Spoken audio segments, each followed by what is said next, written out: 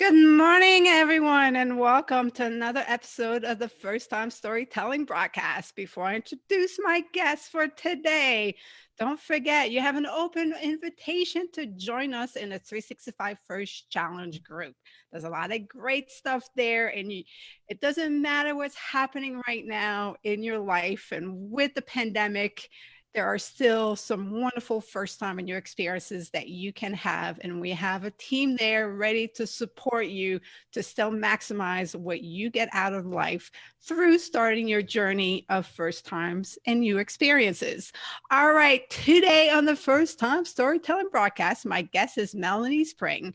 Melanie is an international keynote speaker, dynamic MC, and corporate trainer. She and her crew travel the world creating branded experience for humans like you to find your stories, build your confidence, and amplify your voices.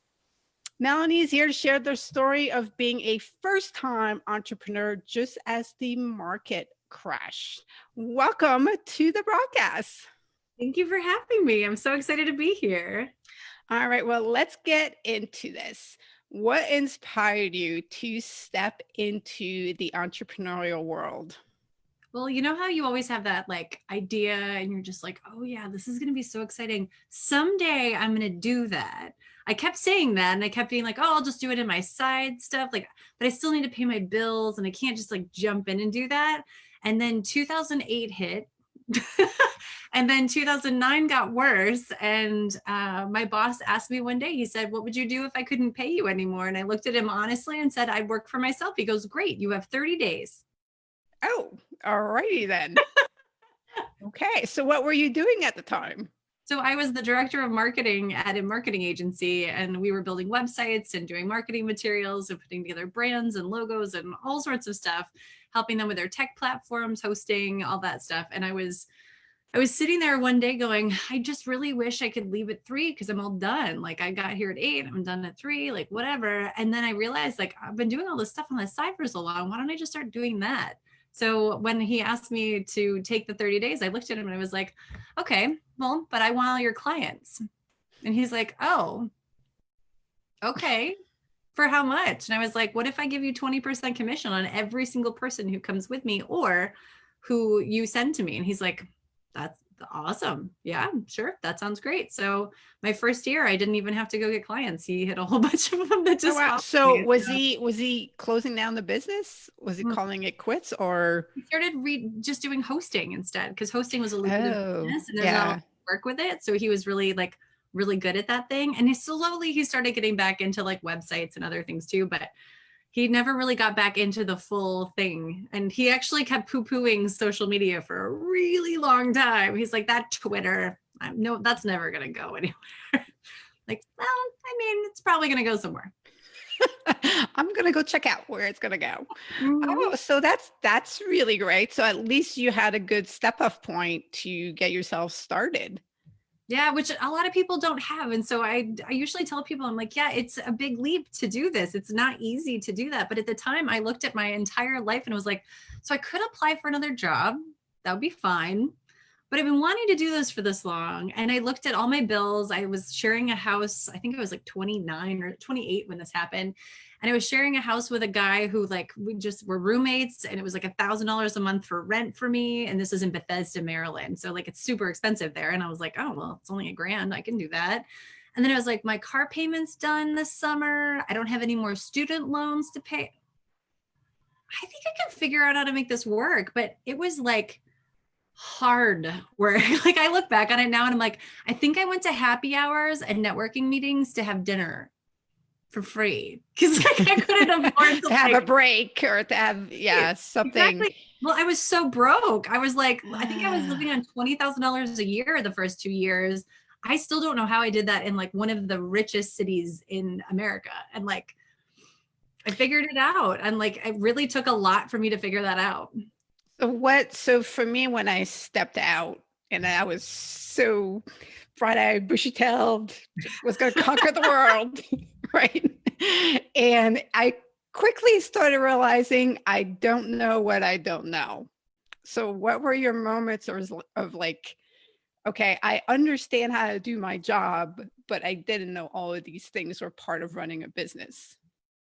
Oh man, I had been, I think my first business I started when I was 20.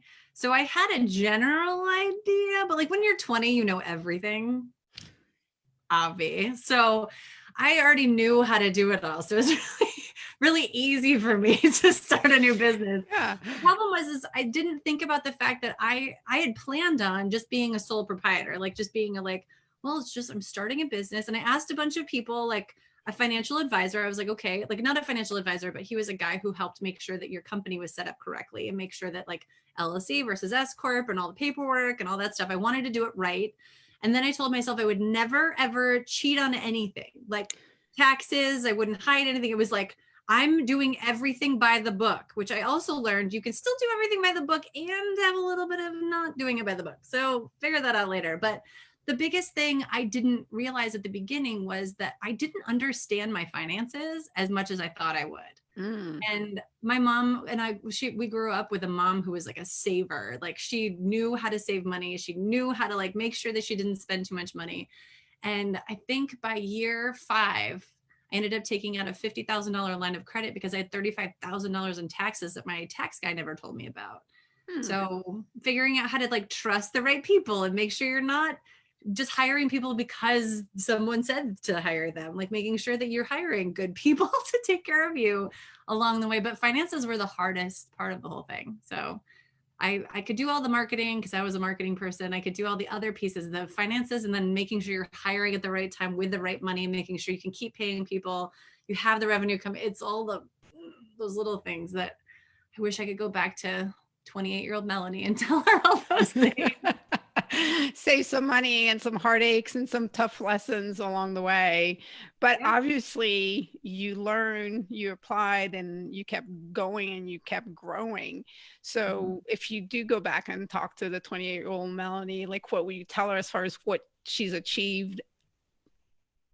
Oh man, she did a lot with very little, and she's kind of a hardcore badass that way, where she just was like, I'm gonna keep going until it works. I'm gonna figure it out until it works. And she had a lot of successes along the way that she never celebrated. And I think I would go back and remind her that she needs to pop a bottle of champagne every once in a while and toast to the fact that she did it. But I think most of the time I keep thinking about how I had a mentor for a long time who every time I would talk to him about success, he would look at me and be like, you're already successful. And I was like, oh, got it. And he's like, you don't have to be successful by doing these things. You're already a success. And I was like, if I had been able to remind myself of that at 28, that like every step was a success, the fact that I'm still doing it 11 years later is a success. Like, even if it sucks, it's a success. Like at least I have to do it for somebody else. Yeah. So how have things evolved for you? Sorry. That's okay. The frog, you know. Did you eat your frog this morning? Is that what happened? Snuck in there. Over the years, by year 8, I actually had a brand strategy agency that I loved. I loved working with clients. I loved working with the team that I had. I had 8 people. And over the years of 5 to 8, I realized that I wasn't doing what I wanted to be doing, but I couldn't figure out how to get out of it. Because I'm like, I built a business, I built a job. How do I get out of this thing? And I realized that I didn't have to do what I was trained to do, because I have a degree in communications and I have a degree in like brand strategy is like my thing. It's been my thing for 20 years. But I realized that I didn't have to keep doing it just because that's what I had a degree in, or that's what what I knew the most. And so I started doing more public speaking 3.5 years ago and started getting into speaking. And I was just like, yeah, this is awesome. Like I can travel and I can speak and I can like inspire people. Like my whole goal in life is to inspire people to dream bigger. So what if I just did this full time? And my team actually asked me that 3 years ago. They were like, what if you didn't have to pay us anymore? And I was like, I mean, I'd probably be a full-time public speaker. And they're like, well, why don't you do that? I'm like, because I have to pay you guys. And they're like, yeah, but what if you didn't have to do that? And I went to Bali and like went on this, like, this is what, ladies do in their late 30s is they go to Bali and have an experience and the whole thing. And so I went to Bali and I came back and I let them all go and was like, I'm going to be a full-time public speaker. And somehow 3 years later, that's still a thing, even in COVID. Oh, wow. You had some really loyal people working for you that had your best interests in mind. Always. Yeah, That's that's also who's working for me, which is amazing. yeah. Hard to believe. That those are hard people to find. And I think there are many, many challenges to being an entrepreneur, but getting the right people on your team is one of the Humans biggest. are Was that? hard. See, now I'm getting the frog. Jump, Humans jump. are hard. Yeah, exactly. Indeed. But when you do find them, they make a world of difference. And I'm sure letting them go was far from being easy. It was like one of the hardest things I've ever had to do. So being able to and each time I had to do it, I keep building these amazing groups of people. And it was so great for me to be able to keep finding more amazing humans who came in at the right moments and left at the right moments. And there's a lot of people who don't like me anymore because it was their time to go and I had to make a decision and I couldn't do anything about it. And now they still hate me. So there's that too. But there's also the understanding that I get to choose this. No one else can choose this for me. Someone can't be like, oh, you're going to get promoted, or, oh, you're not getting promoted. I promote me. I wanted to promote myself from brand strategist to keynote speaker, but I had to do a ton of work to do that. So it wasn't like, oh, I'm just going to be a speaker. I had to build up for 2 years before that to get to the point where I could start doing that. And then I still took brand strategy clients on the side for a while because I'm like, and right now is the greatest point for me to go, what do I really want to be doing? Because Yeah. I can't travel, I can't speak. I mean, I can do video calls, but it's not the same. And I started thinking about how do I transition this again? What if I can't speak for the next 2 years? Because literally we had the whole year booked up and everything was gone within 2 weeks. I lost 100% of my business. And so I started taking on brand strategy clients again, which was so weird. I was like, this is hilarious that I'm going back to this. But it also made me just love being able to do that, where it's not a job. It's oh, I get paid to do something I still love to do. And I can do it because I have the ability to pick that up and start doing that again, because I'm really good at it and I like doing it and I can make money doing it. So why not? But it also helps to understand what I want to be doing on the daily to make sure that I don't accidentally start another brand strategy agency at the same time. Yeah, so you're framing this very differently now that you have that experience. Yep. Because like you said, you don't want to, you can go back to doing that. You love it, you're good at it, and you attract it, but that doesn't mean that that's what you want to do. And some people, who might be struggling their business are like, oh, that's crazy talk. If you can make money from it, then you have to pursue it. And not because as an entrepreneur, you should feel like an entrepreneur, not like you create yourself a job. Right. Which I felt like for a long time. I mean, I went on a thing called the Live Your Brand Tour, which actually put me on the map for being a brand strategist. And Entrepreneur Magazine picked up the 18 articles that I wrote for it and published them all and made me a veteran brand strategist, whatever that means. And I okay, that sounds great, but I don't want to do this anymore. How do I get myself out of this? So I kept building it into something that I'm like, but what if I don't? So when I finally figured out what I wanted to do next, I did it accidentally. The first time I did this, I got let go and started a business. Okay, well, I know this, I'm going to do this. But this time I was like, well, so I don't want to be a speaker trainer. I kept fighting it. For 2 years, I fought being a speaker trainer. And I'm like, I'm not a speaker trainer. I'm a speaker. I just happen to be really good at building systems and putting together processes and knowing how things work. I'm really good at that stuff. And as I started doing this thing I call Speak with Confidence, I started going, oh, but I'm really, really good at this. To the point that if I ever had to stop speaking, I'm actually a better trainer for speakers than I am a speaker. I'm a really good speaker, but that took a long time for me to get there. So what if I could fast track people into being able to get the confidence they need to say what they need to say using my branding background? So I'm not just dropping it all together. I can actually make people show up the way they're supposed to. And that's where things have been going lately. So it's really cool to start seeing the oh, it all does fit together. It doesn't all have to be quit this, move on to something new. It can be ooh, take these pieces and these parts and start creating something new out of it. And you never know Yeah. what it could be. It could be something you don't want to do for now, but then later you're like, oh, but I love this.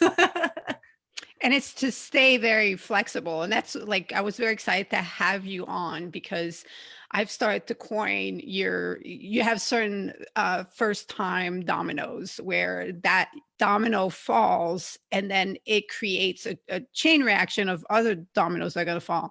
But that doesn't mean that those dominoes aren't going to verge left or right and then come back. So if you think when people set up the domino fields or whatever, Yeah. they cross back around and they go back wider and then they come back around again. Yeah. And if you're engaging with life and living it and exploring who you are and what you love and what interests you, that's going to keep happening. And there is nothing wrong about being passionate about something for a while and then just dropping it like, oh yeah, not so much anymore. And I like this. And, but somehow it does, it comes back into play. Yeah. And you get the benefit as you get older to look back and to see, and you get to run the thread through Yeah. your life from that Mhm. one, initial big domino, that first time domino that fell. So let's go a little bit back. So somebody's listening and, this is a good time to start your own business or to take a side hustle, Yep. because you've got time on your hands and perhaps you've been let go. And yes, you might continue to look forward, but why not explore one of your interests and passions? Mhm. So, what would you recommend based on your first time experience that people do as their first steps? Oh my gosh. Well, if I could go back to Melanie at 28 and give her a book, just, like in Back to the Future where he drops the book on the seat, I would totally do this. It's called Profit First. It's a book that I think it's called Mike Michalowicz, I think is who wrote it. But he wrote a book called Profit First. And it's basically like looking at your business and figuring out where your actual profit is first, and then backtracking everything from there. So if you have $10,000 that comes in, a percentage of it goes into profit and goes into accounting or goes into taxes, goes into your savings, goes into your operations, your payroll, and then your account. You have an owner account. And being able to figure out what those accounts are and how much goes in each of them, I would have made so much more money when I first started had I actually been able to see like, oh, I have tons of money in my payroll account. I can afford to hire another person and pay them for the next 3 months because there's money in there. That's smart. Like I could do that. And then I wouldn't have had like to take out a loan to pay my taxes because there would have been money in my tax account for that stuff. So if I could have told myself what to do first, I would have done that. And then I did a really smart thing. I hired 2 people when I first started my business. I hired an admin because there's a lot of stuff I don't need to be doing every day that most business owners are like, I don't have money to do that. I'm like, yeah, you would have money if you actually handed off most of your admin stuff to someone else. And you can do that now so much easier than you could have in 2008. There's like a million services that are super cheap, easy. Your friends need jobs. Like give somebody a job that can help you with administrative tasks. Even Devine, who I hired recently, she's a part-time like admin operations project management person. So like hire people like her. She doesn't cost me a lot of money and she does tons of work on the stuff that I need the most help with that I don't want to be doing. And then the second person I hired was a bookkeeper because I wanted someone to make sure that they were looking at my taxes or my books every single month to make sure I was putting things in the right places and doing what I needed to do and making sure that the tax man was going to be happy at the end of the year and making sure that I'm accounting for certain things and I can write off certain things so that my taxes are easy. Because a lot of us have a hard time at the end of a year going, oh, taxes, that's right. Yikes. Yeah. So making sure that I'm just so glad that I hired those 2 people when I started. I did a lot of really dumb things, but those were the 2 really smart things that I did when I got started. That's awesome. Really great advice and awesome story. Thank you for sharing it. And it's never too late. It's never too early to step out your own and go explore. And again, for like through my journey, I've stepped out, went back to the Marine Corps, stepped back out. You might have to go back and forth for a little while, and there's nothing wrong with that either. I mean, you should be, well, ideally you're having a good time no matter where you find yourself. Yeah. in the It's almost flow. like understanding what your purpose is. And this is a great time to do that, to understand like, what do I want to be doing? It's not just like, oh, I like to make pillows, so I'm going to turn that into my full-time business. If you create 4 lists and start looking at the cross section between all 4 lists, that'll help you really understand where do you really need to go in order to pay your bills as well. So if you look at what you love to do, what you're genetically engineered to do, like what you're really good at, what you can make money doing, and what the world needs from you. Like, what's the thing the world needs from you that they can't get from other people? And a lot of, I mean, the reason speakers come to me is because I'm helping them understand how to explain what they do to other people in a way that helps them stand out, because a lot of people have the same message. And I get a lot of people who are like, oh, but I think other people have already talked about this. I'm like, yeah, but you have a totally different perspective. So if you're a brand strategist like me, there's 100 million branding agencies out there, but you might want to work with me because you're a kick-ass human. That makes sense. There's also a lot of speaker agencies out there teaching people how to be speakers. But if you like my energy and you like how I work and what I do and how I say what I do, and if kick-ass offends you at all, you're not going to want to work with me. So it's really easy for you to go, okay, no thanks, never mind. But at the same time, if you're thinking about those 4 things, the love to do, good at doing, money, you can make money, and the world needs from you, then that'll start like helping you understand why you're here and get closer. Even if you're not doing all of those things in your business, at least getting started in that, because at some point it's going to catch up to you like it did to me and say, oh, you don't want to be doing that anymore. It's time to do something different. And you have to listen. You have to be ready to listen, because even if you built the job for yourself, it's up to you to change that later. Yeah. And yeah, that you laid that out very, very nicely. So if you didn't catch what she said or you didn't understand, go ahead and rewind. Watch it again, and until you understand it, and get in touch with Melanie. So how do people get in touch with you before we start playing the first time lightning round? Well, they can go to melaniespring.com. And if you actually, today's the last day of our last minute registration for the Speak with Confidence 90-day challenge, which is ispeakwithconfidence.com/90 days. Or you can just go to the top of melaniespring.com and do that. If you sign up tomorrow, if you see this tomorrow and this is not July 14th, you can't get them. So you're not allowed. I won't let you, even if you cry. Well, they'll have to wait for the next course. I'm Exactly. sure it'll come around. Okay. All right. So let's get on with the first time lightning round. The way it works is I'm going to ask Melanie 10 different first time options. If it's something she's done before, she'll say up, or she was on the app, she would swipe up. If it's something she's never done, not interested, we go left. And if something she's never done, would like to do, then we go right. Oh, He's making noise. So yeah. it starts working. All right. All right. So let's get started. Go to a St. Patrick's Day parade. So which one's right and left? Right is never done, add to your list. Left is never done, not interested. This way. Right. Right. We're adding it to the list. That's funny that you brought the dog. Attend a dog show. It left or right. Sorry. Right. I'm looking at me saying left. So. Visit an aviation museum. Oh, all day. Like so many of them. Oh, really? What was your first one? And what's your interests with aviation? My dad works for the Curtis Museum in upstate New York. So that, and he took us to like every aviation museum in the world, and then the Air and Space Museum in DC, and then there's a second Air and Space Museum in DC. I've been many, many, many times. So lots of airplanes in my life. To the point where it didn't matter if you enjoy it or not. You were going, huh? Was going, didn't matter. Right. Okay. Wax your legs. So not shave, but wax. No, and not add to the list, like whatever. Left. Never interested in doing that. Drive a Porsche 911. No, and I'd say I'd put that on the list. That sounds fun. Okay, put it on the list. Do a tie-dye. So either a tie-dye t-shirt or any. My mother literally put it on her resume that she's good at teaching people how to tie-dye, because we did that a lot. All right. Interesting parents. I have very interesting parents. Learn or go line dancing. I have definitely been line dancing quite a few times. Yeah. Okay. I'm do you remember the first time?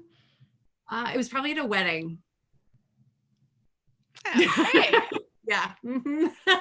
Like when I was a kid, I think I was probably 10 and they had line dancing at a wedding. Okay. Oh, an animal one again. Donate to an animal shelter. Oh yeah, because I don't want to volunteer because I'm afraid I'll take them all home. Oh. Go up. Yeah. That's yeah.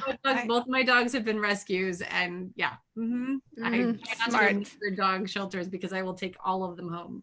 Oh, yeah, it's hard. It's hard not to want to. Yep.